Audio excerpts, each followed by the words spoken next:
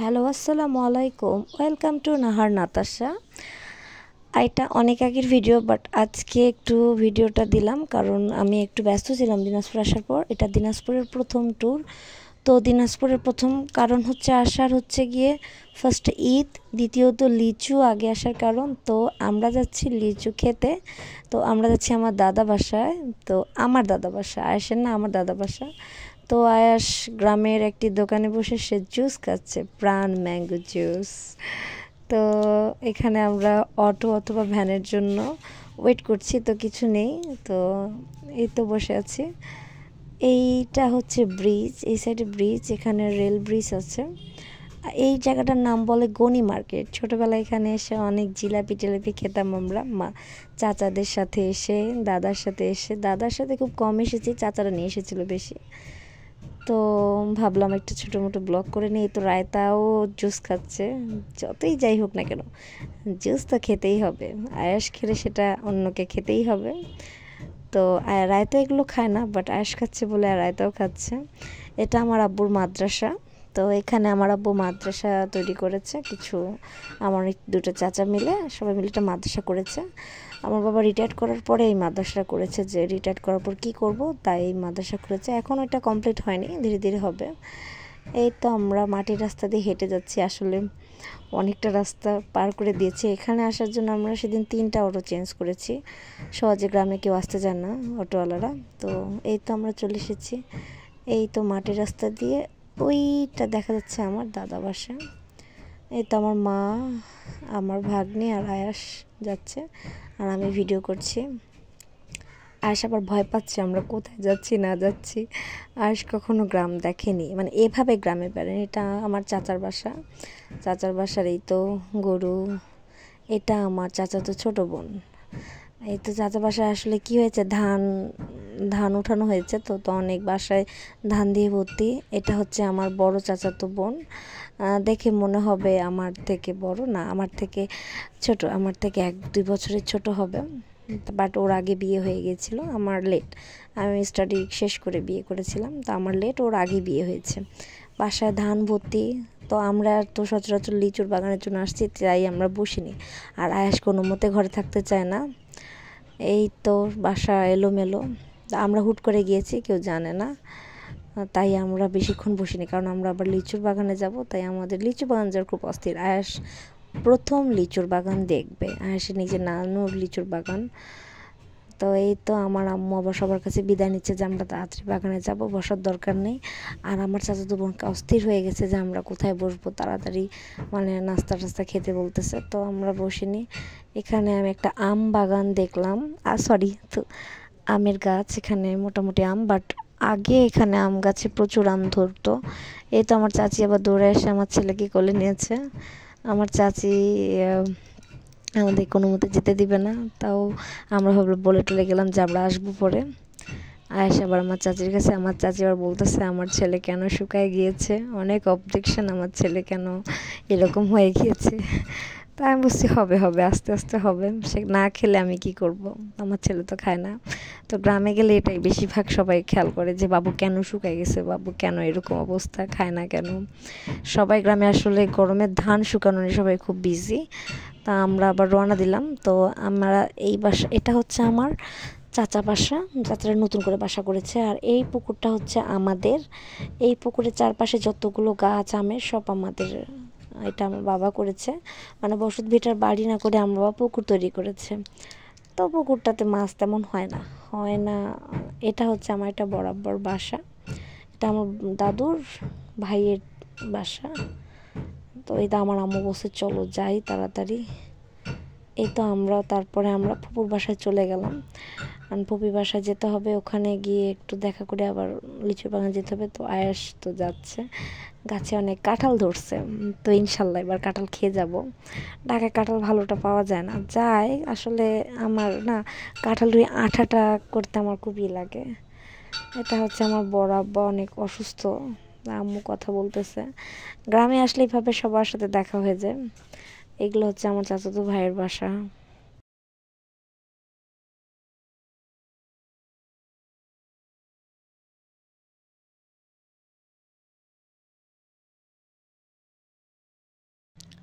তো আয়াস তো আজকে ফার্স্ট গ্রামে এসেছে, তো গ্রামে এসেছে বাট আজকে আমার দাদা বাসা প্রথমে গ্রামে এসেছে। তো সে তো ধীরে ধীরে ধীরে ধীরে হাঁটতেছে গ্রামের রাস্তায়, বাট তাকে তো হাত ছেড়ে দেওয়া হচ্ছে না, কারণ ছেড়ে দিলে সে কোথায় না কোথায় পড়ে যায়, তাই তাকে ছেড়ে দেওয়া হচ্ছে না।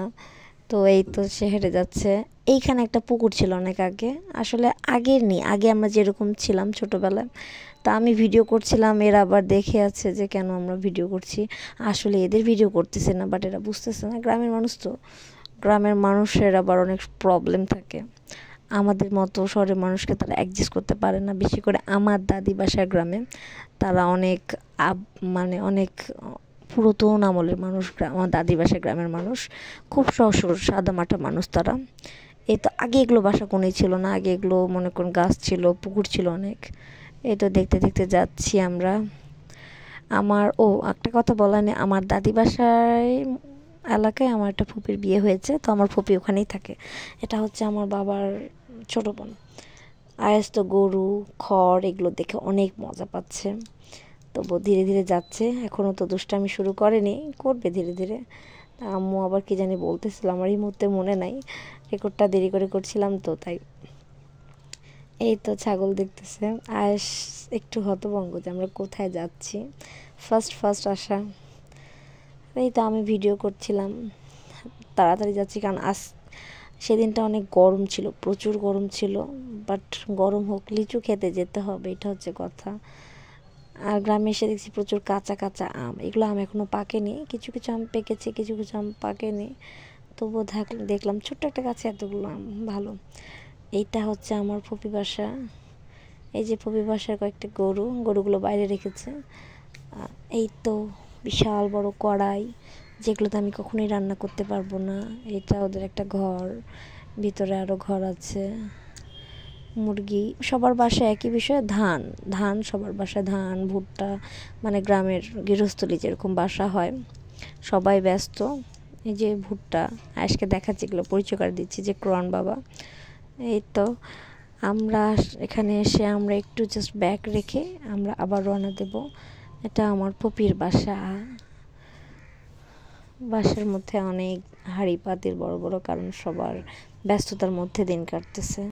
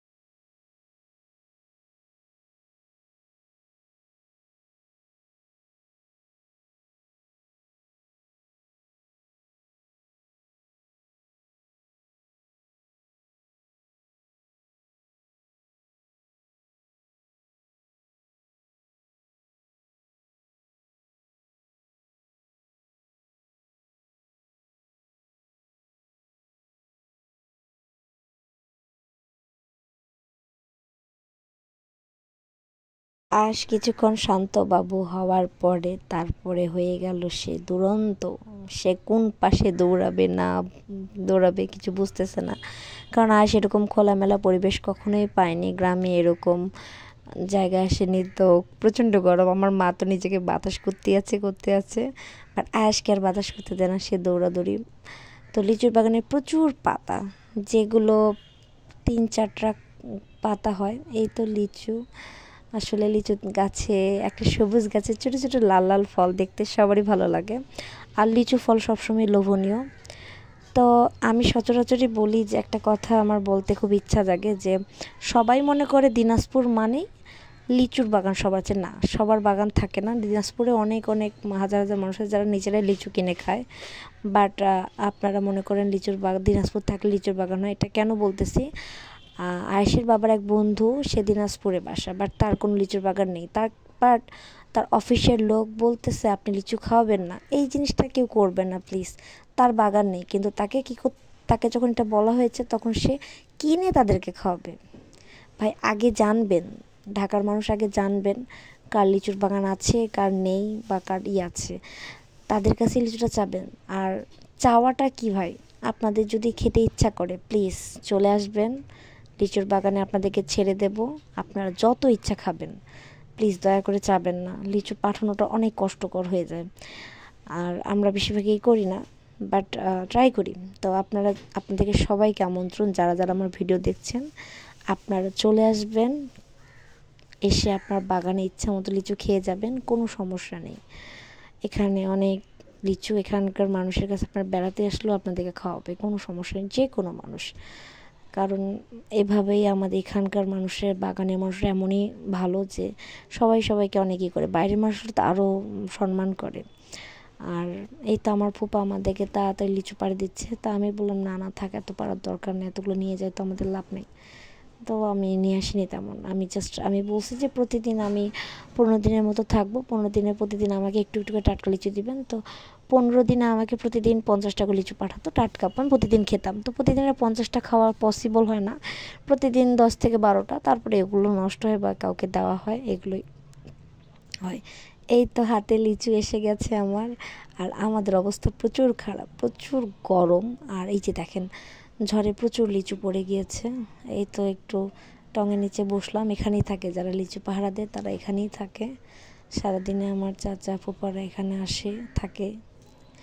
আয়াস থামছে না, প্রচুর দুষ্টামি করেছে এবার, তারপরে করুক, সে আনন্দ করার জন্যই তো আমরা দিনাজপুরে আসছি, তার জন্যেই। তো সবাই আসার জন্য দোয়া করবেন, সবাই ভালো থাকবেন, সুস্থ থাকবেন, বেশি বেশি লাইক কমেন্টস করবেন, আর ভিডিওটি কেমন হয়েছে জানাবেন। আর কোনো ভুল কিছু বললে সবাই ক্ষমা দৃষ্টিতে দেখবেন। ধন্যবাদ। আসসালামু আলাইকুম।